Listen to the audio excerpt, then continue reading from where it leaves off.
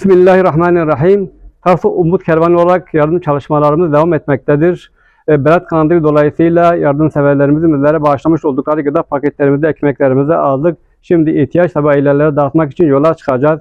Rabbimiz yardımseverlerimize ebeden razı olsun. Onların yardımları dergâh-ı ulûhiyetine kabul buyursun.